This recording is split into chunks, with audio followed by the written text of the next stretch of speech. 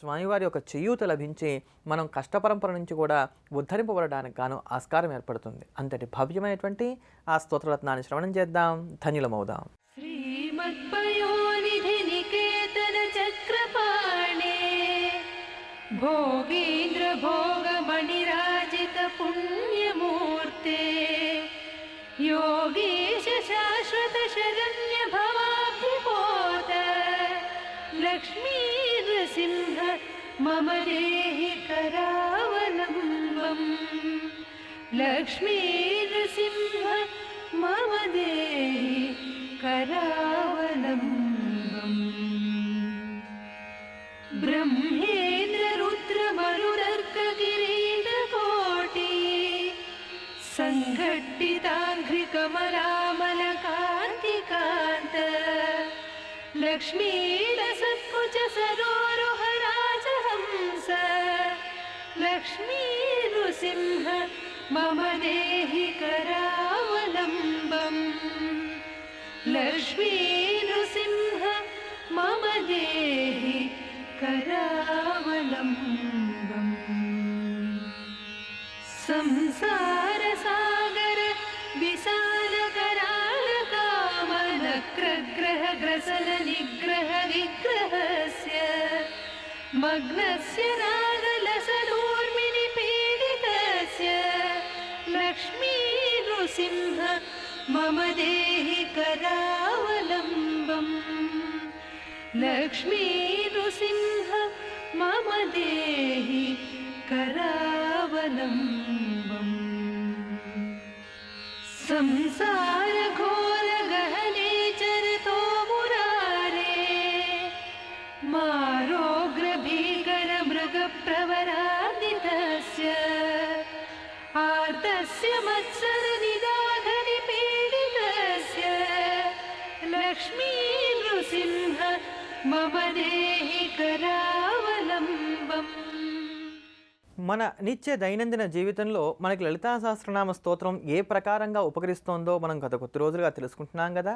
ఆ క్రమంలో నేటి రోజున ఎప్పుడైనా సరే పిల్లలకు బాలారిష్ట దోషాలు కలుగుతున్నాయి అనుకున్నట్లయితే, అంటే సహజంగా ఏమవుతుంది, ఒక్కొక్కసారి పిల్లలకి 12 ఏళ్ల వయసు వచ్చే లోపుగా తరచుగా జ్వరాలు రావడం, అన్నం తినకపోవడం, ఎప్పుడు ఏదో ఒక ఒడిదుడుకులు ఉంటూ ఉంటాం ఆరోగ్యపరంగా, ఇలా జరుగుతూ ఉంటుంది. లేదా కింద పడడం, దెబ్బలు తగిలించుకోవడం, ఇలాంటివి జరుగుతున్నాయి అనుకుంటున్నప్పుడు లలితా సహస్రనామ స్తోత్రంలోని ఏ నామాన్ని మనం జపం చేసినట్లయితే కనుక మనకి మేలు జరుగుతుందో ఆ నామ వైశిష్ట్యాన్ని గురించి తెలుసుకుందాం. ఆ నామమే ఓం ఐం హ్రీం శ్రీం గుహాంబాయే నమః. ఓం ఐం హ్రీం శ్రీం గుహాంబాయే నమః. ఓం ఐం హ్రీం శ్రీం గుహాంబాయే నమః. గుహాంబ అంటే ఎవరు? కుమారస్వామికి తల్లి అని అర్థం. గుహుడు అంటే కుమారస్వామి. కుమారస్వామి యొక్క తల్లి గనక అమ్మవారికి గుహాంబ అనేటువంటి నామం కలిగింది.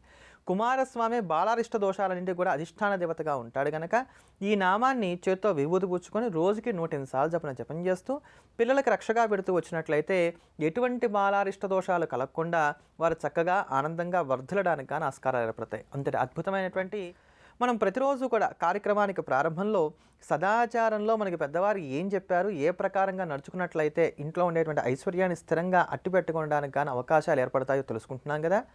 ఆ క్రమంలో నేటి రోజున ఇంట్లో ఉండేటువంటి మెయిన్ డోర్కి లోపల వైపుగా ఉండవలసినటువంటి పటం ఏదైతే ఉంటే బాగుంటుందో, దేని ద్వారా మనకి లాభాలు కలుగుతాయో తెలుసుకుందాం. అంటే మెయిన్ డోర్ ఏదైతే ఉందో, సింహద్వారం ఏదైతే ఉందో దానికి లోపల వైపుగా, ఇంటికి లోపల వైపుగా గడపకు పైగా ఉంచవలసినటువంటి చిత్రపటాన్ని గురించి తెలుసుకుందాం. ఎప్పుడు కూడా ఇంట్లోకి రావాల్సినది, స్థిరంగా ఉండవలసినటువంటిది మహాలక్ష్మి కనుక ఆ ఇంటి పై గడప పైన ఎప్పుడు కూడా లక్ష్మీదేవి యొక్క చిత్రపటాన్ని ఇంట్లో ఉండే విధంగా అమర్చుకోవాలి. ఈ లక్ష్మీదేవి యొక్క చిత్రపటంలో కూడా ఉండవలసినటువంటి జాగ్రత్తలు ఏంటంటే, అమ్మవారు ధరించేటువంటి చీర ఆకుపచ్చనిటువంటి రంగులో ఉండేటువంటి చీరను ధరించి 2 వైపులా కూడా ఏనుగులు ఉండి అమ్మవారిని అభిషేకిస్తున్నట్టుగా ఉండేటువంటి చిత్రపటాన్ని ఏదైతే ఉందో దాన్ని ఇంటి గడప పైన లోపల భాగంలో ఉండే విధంగా అమర్చుకోవాలి. లేదు ఇలా కుదరట్లేదు అనుకున్నట్లయితే 33 కోట్ల మంది దేవతలకు కూడా ప్రతినిధిత్వాన్ని వహించేటువంటి గోవు ఏదైతే ఉందో ఆ ఆవు దూడతో కలిపి ఉన్నటువంటి చిత్రపటాన్ని కనుక ఇంటి గడప పైన పెట్టి దాని కింద నుంచి రాకపోకలు సాగిస్తూ ఉన్నట్లయితే కనుక ఇంటి లోపలికే ఉండాలండి. ఎప్పుడు కూడా ఈ గోవు చిత్రపటం ఇంటి బయట వైపుగా ఉండకూడదు. అలా ఉన్నట్లయితే కనుక చక్కటి స్థిరమైనటువంటి ఐశ్వర్యాన్ని పొందడానికి, అంతేగాక గోవు యొక్క పాదాల కింద నుంచి నడుస్తున్నట్లయితే కనుక మన అంతరంగం కూడా శుద్ధం అవుతుంది. మనలో కలిగేటువంటి కోరికలు కూడా ధర్మబద్ధమైన కలగడానికి ఆస్కారం ఏర్పడుతుంది.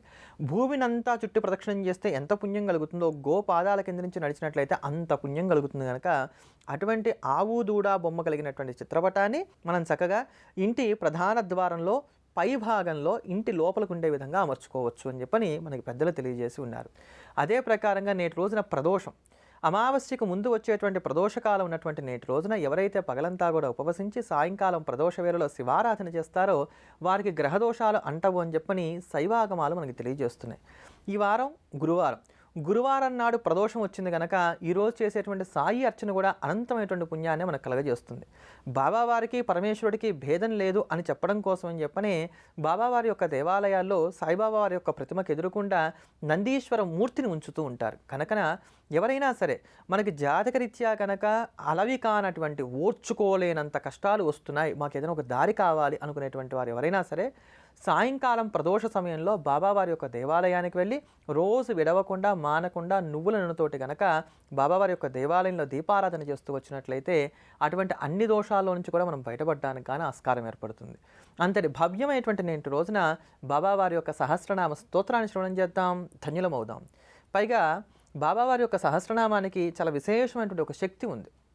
ఇది ఆ అనేటువంటి అక్షరంతో కూడినటువంటి నామంతో ప్రారంభమై క్ష అనేటువంటి అక్షరంతో కూడినటువంటి నామంతో పూర్తవుతుంది. అంటే అకారాది క్షకారాంతంగా ఉండేటువంటి వర్ణమాలలో ఉండేటువంటి సమస్తమైనటువంటి నామాలు కూడా ఇందులో చేకూరుతాయి. కనుక అన్ని మంత్రాలను పారాయణ చేస్తే ఎంత పుణ్యం కలుగుతుందో, అన్ని స్తోత్రాలను పారాయణ చేస్తే ఎంత పుణ్యం కలుగుతుందో అంత పుణ్యం కేవలం సాయిబాబా వారి యొక్క సహస్రనామ స్తోత్రాన్ని పారాయణం చేసినంత మాత్రం చేత కలుగుతుంది. కనుక అంతటి భవ్యమైనటువంటి ఆ స్తోత్రరత్నాన్ని శ్రవణం చేద్దాం, ధన్యులమవుదాం.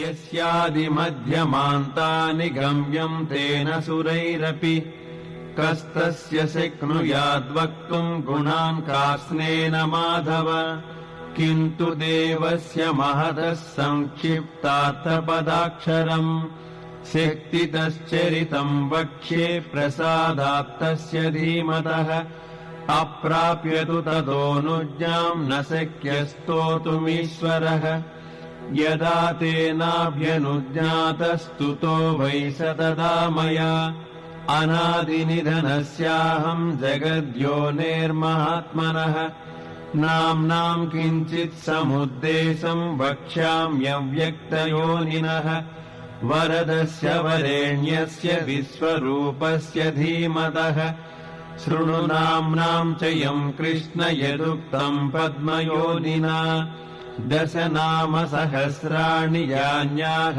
ప్రపితామహః తాని నిర్మధ్య మనసా దధ్నో ఘృతమివోద్ధృతం గిరేః సారం యథా హేమ పుష్పసారం యథా మధు ఘృతాత్ సారం యథా మండం తథైతత్సారముద్ధృతం సర్వపాపాపహమిదం చతుర్వేద సమన్వితం ప్రయత్నేనాధిగంతవ్యం ధార్యం చ ప్రయతాత్మనా మాంగళ్యం పౌష్టికం చైవ రక్షోఘ్రం పావనం మహత్ ఇదం భక్తాయ దాతవ్యం శ్రద్ధయా నాస్తికాయ చ నాశ్రద్ధధాన రూపాయ నాస్తికాయాజితాత్మనే యశ్చాభ్యసూయతే దేవం కారణాత్మానమీశ్వరం స కృష్ణ నరకం యాతి సహ పూర్వైః సహాత్మజైః